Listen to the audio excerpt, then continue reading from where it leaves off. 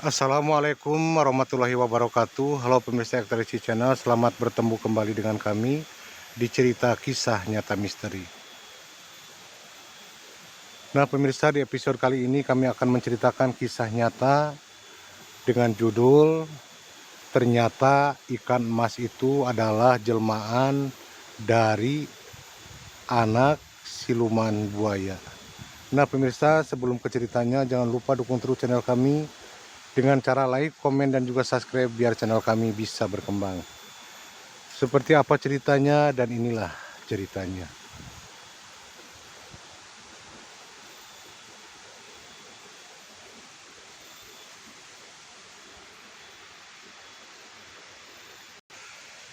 Pemirsa, cerita kisah nyata ini kami dapat dari seorang narasumber, sebut saja namanya Aldi. Beliau berusia 32 tahun saat beliau mengalami kejadian mistis tersebut. Beliau sudah menikah dan punya satu anak laki-laki berusia 5 tahun. Dan pekerjaan beliau itu adalah serabutan. Namun kalau tidak ada pekerjaan, Kang Padli ini suka sekali yang namanya memancing di Sungai Citanduy atau di kali-kali kecil. Jadi kebiasaan Kang Padli ini dilakukan sejak beliau belum menikah atau sejak masih muda. Memang beliau suka sekali yang namanya mancing, baik di Citanduy ataupun di sungai kecil atau di kali-kali. Nah pemirsa, pada suatu hari Kang Padli berangkat ke salah satu sungai Citanduy yang ada di sekitaran daerah Ciamis, Jawa Barat. Beliau itu berangkat dari jam 2 siang. Beliau sendirian dan kebetulan pada hari itu hari Jumat, di mana tidak ada lagi yang memancing di sungai tersebut selain Kang Padli. Nah, beliau terus memancing sambil membawa radio kecil. Nah, kebiasaan Kang Padli seperti itu pemirsa, jadi setiap memancing supaya tidak jenuh atau tidak bosan, jadi beliau membawa radio kecil yang memakai baterai batu. Beliau biasanya memutar wayang golek ataupun musik-musik Sunda lainnya. Nah, waktu itu pemirsa, Kang Padli memancing mendapatkan 1-2 ikan yang cukup kecil. Dan Kang Padli belum merasa puas mungkin dengan penghasilannya atau pendapatannya. Jadi saat itu Kang Padli sudah hampir maghrib. Kang Padli masih asik melakukan mancing di sungai Citanduy tersebut. Entah kenapa pemirsa, Kang Padli waktu itu lupa waktu. Biasanya Kang Padli sebelum maghrib pun sudah pulang. Namun saat itu Kang Padli masih terus melakukan mancing karena mungkin penghasilannya belum mencukupi karena baru mendapatkan beberapa ikan, itu pun ukurannya sangat kecil. Nah, di saat adzan maghrib pun Kang Padli masih terus asik sambil mendengarkan wayang golek di radio yang dibawanya. Di saat waktunya sholat maghrib, sementara Kang Padli masih terus asik memancing, tiba-tiba Kang Padli mendengar seperti suara perempuan yang sedang ngidung. Ngidung itu nyanyi atau dengan lagu Sunda pemirsa, kayak orang yang nyawer Sunda pemirsa. Di situ Kang Padli sama sekali tidak menggubris kalau itu bukan dari suara radio. Jadi Kang Padli menganggapnya suara kidung perempuan itu berasal dari radio yang dibawanya. Nah, di situ Kang Padli tidak menghiraukan dan Kang Padli tidak berpikiran apapun. Kang Padli biasa-biasa saja karena menganggap suara kidung perempuan itu adalah dari radionya. Nah, pemirsa, beberapa saat kemudian tiba-tiba kail atau pancing Kang Padli ada yang menyanggut atau umpan yang ada di kail Kang Padli itu ada yang menyambar. Di situ Kang Padli merasa senang sekali dan ternyata pemirsa benar sekali. Saat Kang Padli menarik dari si pancing tersebut ternyata sangat berat sekali dan Kang Padli di situ sangat antusias sekali, sangat senang sekali karena pancingannya nyangkut atau dimakan oleh ikan pemirsa. Nah, beberapa saat kemudian Kang Padli pun bergelut dengan tarikan si ikan yang menarik kail atau pancingan Kang Padli. Di situ Kang Padli sangat senang sekali, dan ternyata pemirsa akhirnya Kang Padli pun berhasil menarik ikan yang cukup besar, yaitu ikan mas berwarna merah pemirsa atau berwarna oranye, yang ukurannya hampir sepahanya Kang Padli pemirsa. Di situ Kang Padli sangat senang sekali, sangat bersyukur sekali mendapatkan ikan sebesar itu, dan memang tidak pernah Kang Padli mendapatkan ikan sebesar itu. Akhirnya Kang Padli pun membawa ikan tersebut untuk pulang dengan rasa bahagia, rasa senang, dan Kang Padli berpikir pasti istrinya dan anaknya akan senang sekali mendapatkan ikan sebesar tersebut.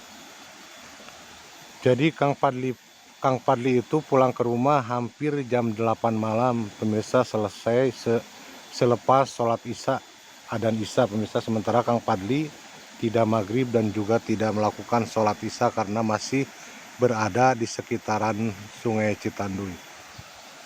Setelah ikan itu dibawa Kang Padli ke rumahnya, otomatis warga atau tetangga di situ heboh karena Kang Padli mendapatkan ikan yang cukup besar, ikan emas dengan bentuknya yang sangat bagus, gemuk, dan warnanya sangat mencolok sekali, warna merah keorenan pemirsa. Nah, di situ warga-warga berdatangan untuk melihat lauk emas atau ikan mas yang didapatkan Kang Padli. Bahkan ada beberapa warga yang akan membeli ikan emas tersebut, namun Kang Padli menolak untuk dibeli. Justru Kang Padli berniatnya untuk memasaknya atau menggorengnya pemirsa. Hampir semua warga atau tetangga Kang Padli datang hanya untuk melihat, bahkan memegang-megang si ikan tersebut. Dan ada yang menawar untuk dibeli, namun Kang Padli tetap kekeh tidak akan menjualnya, yaitu akan memasaknya pemirsa. Nah, singkat cerita pemirsa, akhirnya si ikan tersebut dimasak atau dikonsumsi oleh Kang Padli dan keluarganya serta anaknya, dan ada beberapa warga juga atau tetangga yang dikirim sama Kang Padli, yaitu satu potong kecil ikan mas tersebut dibagikan juga ke beberapa tetangganya pemirsa. Dan anaknya Kang Padli yang berusia 5 tahun, sebut saja namanya Asep, sangat lahap sekali memakan ikan hasil pancingan bapaknya sendiri pemirsa. Nah, singkat cerita pemirsa, sampailah ke malam berikutnya atau satu malam setelah Kang Padli mengkonsumsi ikan mas hasil pancingannya dari Sungai Citanduy. Nah, waktu itu malam itu sekitar pukul 11 malam, di mana Kang Padli sudah mulai tidur, begitu juga dengan istri dan anaknya. Tiba-tiba pemirsa, atap rumah Kang Padli atau gentingnya rumah Kang Padli itu seperti ada yang melempari pasir. Jadi seperti pasir yang dilemparkan ke genting atau ke atap rumah Kang Padli. Di situ Kang Padli bangun, Kang Padli coba keluar, ternyata tidak apa-apa, dan Kang Padli pun masuk kembali. Nah, setelah Kang Padli masuk ke dalam rumah untuk kembali tidur pemirsa, tiba-tiba anaknya Kang Padli yang bernama Asep tiba-tiba menjerit, menangis. Di situ membuat istrinya Kang Padli pun bangun, mengurus dan mencoba untuk menghentikan tangisan anaknya yang menjerit-jerit, tidak seperti biasanya pemirsa di situ. Nah, di situ Kang Padli merasa heran dengan kelakuan anaknya itu yang menangis tidak seperti biasanya, dan yang lebih heran lagi, Kang Padli melihat si mata anaknya itu melotot pemirsa, namun terus menjerit-jerit menangis seperti menahan rasa sakit pemirsa. Di situ Kang Padli mencoba membangunkan tetangganya untuk meminta pertolongan atau meminta bantuan, dan otomatis pemirsa malam itu juga para tetangga datang melihat kejadian yang dialami anaknya Kang Padli yang menjerit-jerit bahkan melotot. Dan malam itu hadir juga ada seseorang bapak-bapak yang cukup lumayan ilmunya, berpengalaman atau tahu tentang keilmuan. Nah, di situ akhirnya anaknya Kang Padli yang bernama Asep itu pun reda, seperti sedia kala berhenti menangis dan matanya pun normal seperti semula. Nah, setelah dirasa anaknya Kang Padli itu sehat-sehat saja atau baik-baik saja, akhirnya warga dan si orang Linui tersebut pun pulang setelah memberikan minum atau mengobati si anaknya Kang Padli yang kejang-kejang, yang menangis menjerit-jerit dengan matanya melotot, dan mereka pun pulang. Dan akhirnya Kang Padli pun dan istrinya sudah merasa tenang dengan keberadaan anaknya yang sudah seperti semula. Nah pemirsa, setelah hampir jam 1 malam, jam 1 dini hari, Kang Padli tiba-tiba merasakan pusing dan sakit kepala pemirsa. Dan di situ Kang Padli tidak mencoba memberitahukan atau mengeluh kesahkan kepada istrinya. Kang Padli pun masuk ke dalam kamar. Nah, setelah Kang Padli merebahkan tubuhnya, Kang Padli di situ tidak ingat apa-apa lagi pemirsa. Namun istrinya menganggapnya kalau suaminya itu memang sedang tidur pemirsa. Singkat cerita, di keesokan harinya, di saat istrinya Kang Padli akan membangunkan Kang Padli, yang anehnya di situ istrinya merasa heran kenapa suaminya dibangunkan tidak juga bangun pemirsa. Saat itu waktu menunjukkan pukul 5 subuh, jadi istrinya itu membangunkan Kang Padli untuk melakukan sholat subuh. Namun si istrinya itu menganggap mungkin Kang Padli kecapean atau mungkin tidurnya terlalu pulas karena habis memakan ikan mas yang memang sangat banyak sekali. Nah di situ singkat cerita, setelah sudah pagi hampir jam 7, istrinya kembali melihat suaminya di kamar namun masih tetap tertidur. Di situ istrinya sudah mulai merasa aneh karena tidak seperti biasanya pemirsa. Kang Padli itu biasanya bangun tiap subuh dan beraktivitas, namun kali itu sampai jam 7 pagi Kang Padli belum juga bangun. Karena istrinya penasaran, jam 8 belum juga bangun pemirsa, jadi istrinya kembali masuk ke kamar suaminya atau ke kamar Kang Padli untuk membangunkannya dengan cara menyentuh tangan Kang Padli sambil membangunkannya. Namun anehnya Kang Padli tidak bereaksi apapun, tidak bangun ataupun tidak membuka matanya. Nah di situ istrinya Kang Padli sudah mulai cemas, sudah mulai heran dengan keadaan yang dialami Kang Padli. Lalu istrinya Kang Padli itu mencoba memberitahukan kepada tetangga tentang keberadaan Kang Padli yang tertidur namun tidak bisa dibangunkan. Nah di situ pun warga langsung berdatangan melihat kondisi Kang Padli. Memang ternyata Kang Padli sedang tidur, biasa bernapas namun tidak juga bisa dibangunkan pemirsa. Lalu istrinya Kang Padli pun memanggil salah satu orang pintar yang semalam mengobati anaknya tersebut pemirsa. Jadi si orang pintar tersebut akhirnya dipanggil kembali oleh istrinya Kang Padli. Kang Padli yang sedang tertidur namun tidak bisa bangun. Akhirnya si orang yang pintar itu pun datang ke rumah Kang Padli dan mengobati Kang Padli. Ternyata pemirsa, jadi Kang Padli itu sukmanya tidak ada, itu yang diucapkan orang pintar tersebut. Mendengar keterangan dari orang pintar tersebut, warga semua heran, warga semua panik. Begitupun dengan istrinya Kang Padli, di situ menangis. Apa yang harus dilakukan? Kenapa bisa terjadi begini? Kenapa Kang Padli sukmanya tidak ada atau dibawa salah satu makhluk? Nah, lalu si orang pintar tersebut melakukan meditasi, dialog gaib, dan juga pemanggilan sukmanya Kang Padli supaya datang kembali ke dalam jiwanya atau ke dalam jasadnya Kang Padli.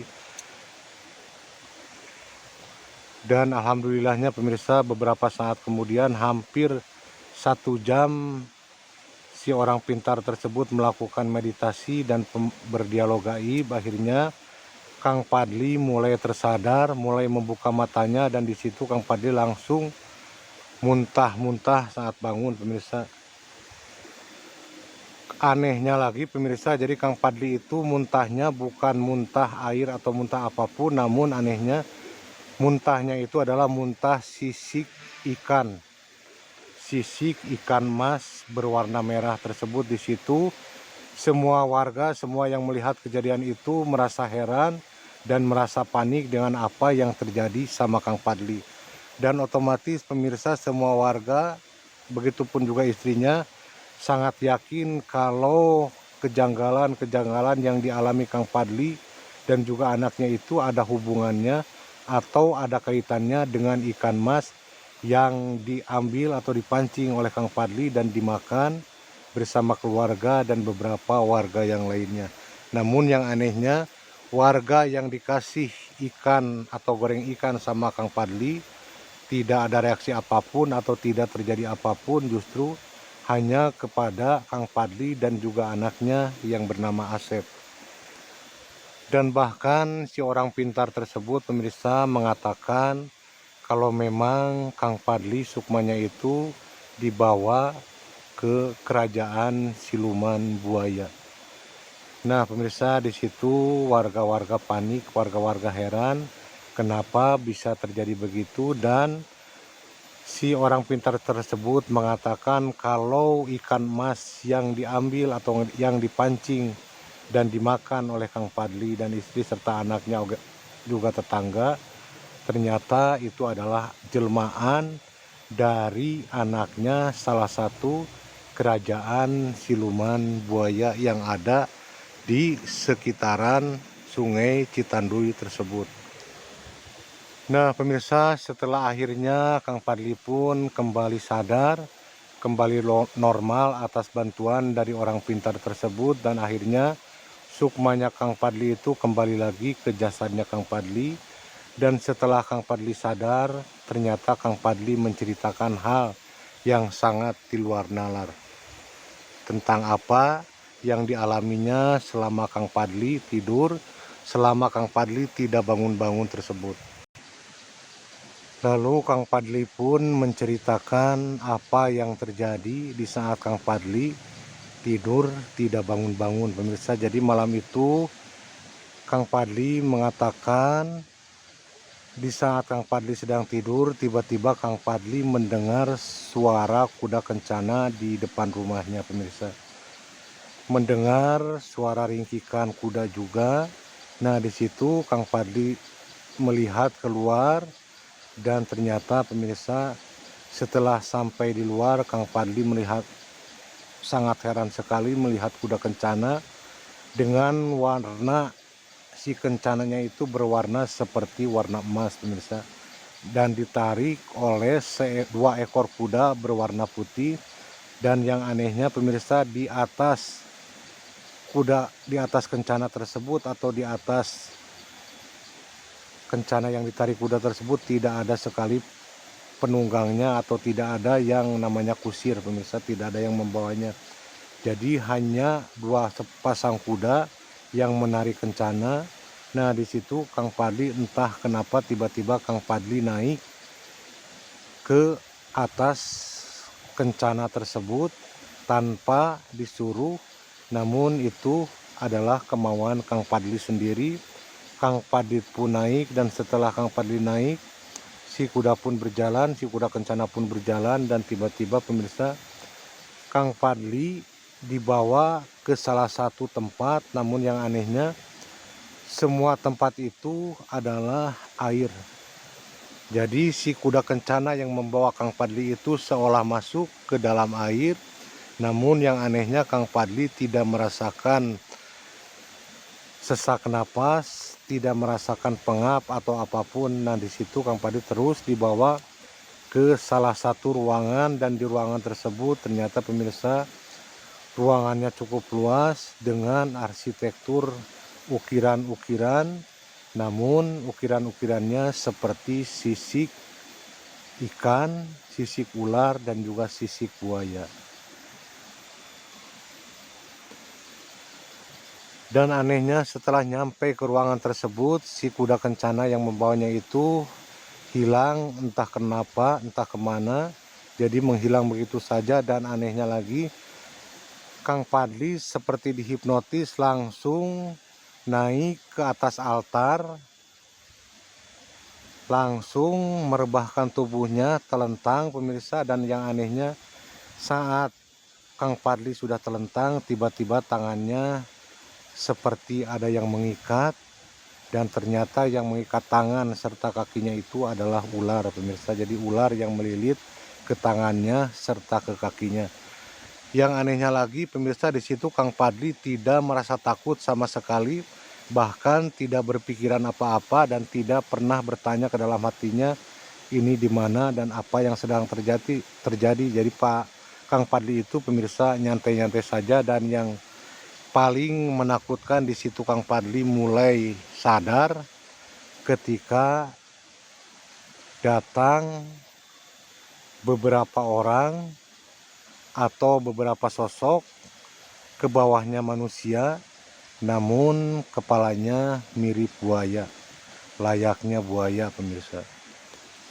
Disitulah Kang Padli mulai merasakan kepanikan, ketakutan, dan si sosok-sosok tersebut yang berjumlah 7 orang itu semuanya berkata-kata atau memarahi Kang Padli, seolah si sosok-sosok tersebut marah besar, namun dengan bahasa yang tidak Kang Padli mengerti. Namun di dalam hati Kang Padli mengerti bahwa si sosok tersebut merasakan kekecewaan, merasakan marah, merasakan dendam kepada Kang Padli karena salah satu anaknya yang berwujud ikan mas itu dibunuh atau dimakan oleh Kang Padli dan juga keluarganya.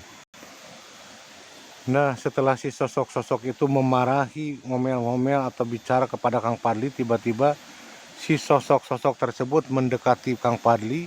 Sementara Kang Padli tidak berkutik, tidak bisa berontak karena memang tangannya terikat atau diikat oleh ular-ular kecil, dan juga kakinya. Di situ Kang Padli sadar kalau Kang Padli itu akan dipateni seperti halnya ikan mas yang dipateni atau dimatikan oleh Kang Padli pemirsa. Di situ Kang Padli mulai ingat kepada anak dan istrinya. Nah di situ Kang Padli mulai mendengar suara zikir la ilaha illallah, Allahu Akbar, dan lain sebagainya yang menggema di ruangan tersebut. Nah jadi kami simpulkan pemirsa, mungkin saat Kang Padli mendengar zikir itu, di mana saat itu keluarganya dan juga orang pintar sedang melakukan zikir pemanggilan sukmanya Kang Padli itu sendiri. Di saat Kang Padli mendengar suara zikir yang menggema di ruangan tersebut, sementara si sosok-sosok tadi yang mendekati Kang Padli mulai mundur, dan di situ Kang Padli pun mulai mengikuti suara zikir yang menggema di ruangan tersebut. Dan beberapa saat kemudian Kang Padli pun tersadar ternyata Kang Padli sudah dikerumuni keluarganya dan juga orang pintar. Nah pemirsa, jadi itulah kejadian yang dialami Kang Padli ketika Kang Padli tidur tidak bangun-bangun, atau istilah zaman sekarang itu koma pemirsa. Nah jadi Kang Padli saat koma tersebut memang dibawa sukmanya ke alam gaib atau ke alam kerajaan buaya tersebut pemirsa. Nah setelah kejadian itu alhamdulillahnya Kang Padli diselamatkan oleh salah satu orang pintar. Itu juga mungkin jalan dari Allah Subhanahu wa Ta'ala yang menyembuhkan atau menyelamatkan Kang Padli dari maut atau dari balas dendamnya si sosok siluman buaya tersebut.